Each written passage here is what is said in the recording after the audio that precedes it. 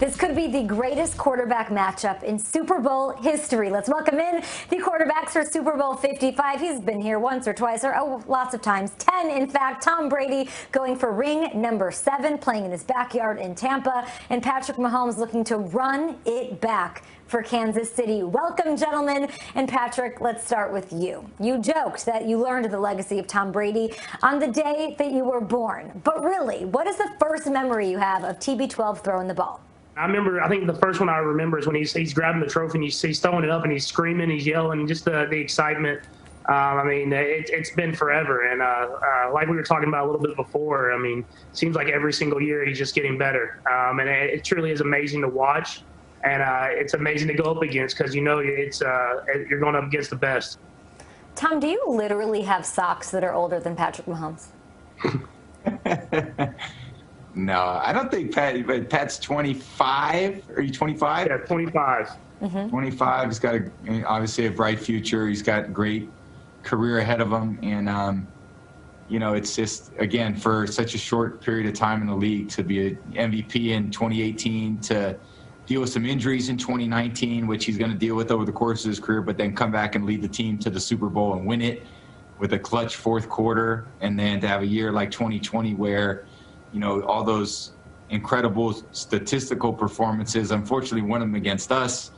But then, to bring his team right back to the Super Bowl, which is incredibly tough to do because you're getting every team's best game, every week is he's facing a lot of unique challenges at an early age that are just going to keep serving him well. Tom, let's pretend you can steal one of Patrick's powers, a physical skill or a quality, and add it to your game. What would you take? Oh, there'd be a lot of them. Are you kidding me? I love how he drifts back in the pocket, takes it about 6 yards deep, and then draws back to about 19, 20 yards, probably 15 yards, right foot in the ground, and then flicks that ball, 60 yards down the field and on a dime to Tyreek or something like that. So he just has a great awareness of the pocket, incredible vision of the field. He knows exactly when to get rid of the ball. When he's got great poise in the pocket. Got that nice, sweet little whippy arm that I used to have when I was a little bit younger. And he's got the athletic ability to extend plays. And, he's got all the physical tools and he's got all the mental tools. So he's going to be in this game quite a few more times, in my opinion. I thought you were. I love that too. I'm not. That's more the younger generation. They figured out how to do that. I don't know. You can't teach an old dog some of those new tricks, but that's definitely a new trick that I wish I could learn. Yeah, you two faced each other in a huge game before AFC Championship game. Tom, you could have been celebrating with your teammates, but you made your way to the locker room to talk to Patrick. What made you want to do that? What happened was we won in overtime.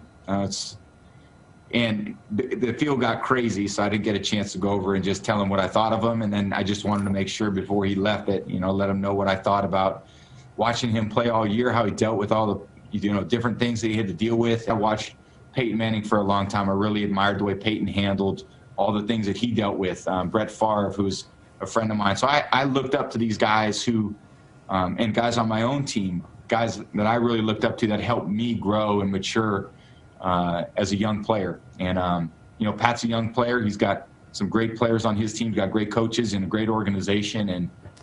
But again, I think he's got great support outside of football and his family, and all those things are going to serve him well as he keeps going on in his great career. Patrick, Tom, famous for big challenges. I've seen him slam a beer. I've seen him do all sorts of things. He never shies away. Do you think he could beat Andy Reid in a cheeseburger and or veggie avocado burger eating contest? Oh man, dude, that's a tough task for him. Coach Reid with a cheeseburger in his hands. If he just has one, I don't even know if I've ever seen him with just one. He has to have like both hand double fisting. You know what I'm saying? So he's it's pretty special, Coach Reid, and the way he's able to keep us going and everything like that. But I don't know. Tom's good at everything. I saw him hit a golf shot in the hole from about 180 out. I've seen him, of course, on the football field. I've seen him swing the bat a little bit in baseball. So, he's pretty good at pretty much everything. What do you think, Tom? Oh, man. No, I think, Coach Reid definitely going to beat me in that cheeseburger contest. So I don't stand a chance on that one. So Good luck, gentlemen. I'm so inspired by the mutual respect between both of you, two of the greatest to do it, facing each other on Sunday. Bye, guys. Yeah, see you guys. See you, Pat. Yep, thank you Have a all. good week. Best.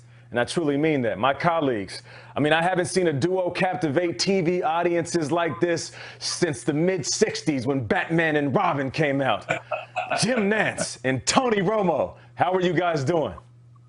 I didn't know where you're going. I thought maybe Laverne and Shirley. I wasn't sure. So thank you. We're doing really well, Nate, and we're having a ball.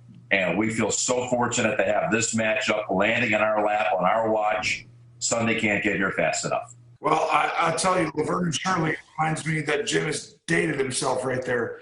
Well, I'll be Batman honest and Robin, he said 60s with Batman and Robin, so at least I took it to the 70s. Tony, out of the two things that these guys possess, and they're very talented, we know that, you've done these things throughout your career. I've played against you. But if you could pick one, Brady's expertise or Mahomes' improvisational skills? I don't think you can pick one, if I'm being honest. The only reason this is a discussion about Patrick Mahomes possibly catching Tom Brady one day and being in the discussion, because it's way too early. We would never do this with anybody else. But Magic and Bird could see that Jordan at a very young age was like, yeah, he's going to be in the discussion here in a decade. Even though he hadn't won championships yet or whatever. Well, Mahomes has already gone to the AFC title game. He's gone to the Super Bowl and won. And now he's back again. And they're now playing. Yep. And it's just the rarest game that I think we'll come across in sports. And I think it's a gift that we all get to watch it. I mean, the winners of this, it's not Patrick and Tom as much as I think it's a great gift for them to play each other. It's all of us watching. It's so true. It really is. Like Christmas came twice in a matter of a couple of months.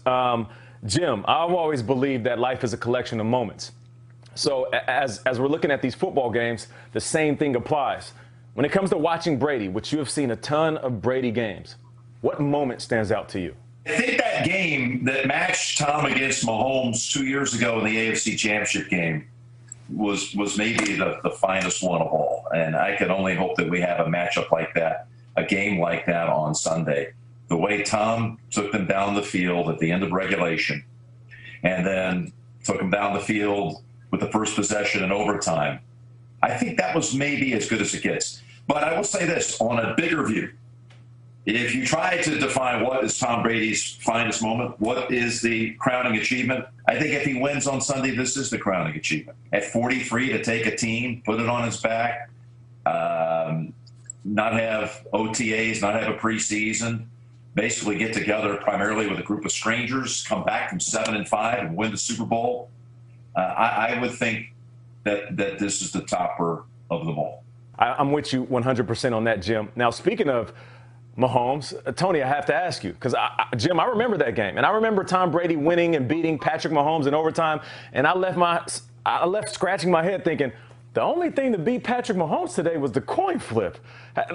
So this is going to be one hell of a player. Tony, what would you say is one of Patrick Mahomes' best moments or something that you have witnessed? Like you said, the coin flip and the title game, that was really the difference, because if Patrick Mahomes got that ball, he would have won that game. I believe that. But Tom got it. And so we think of it differently in some ways. But I am just convinced these two are so special.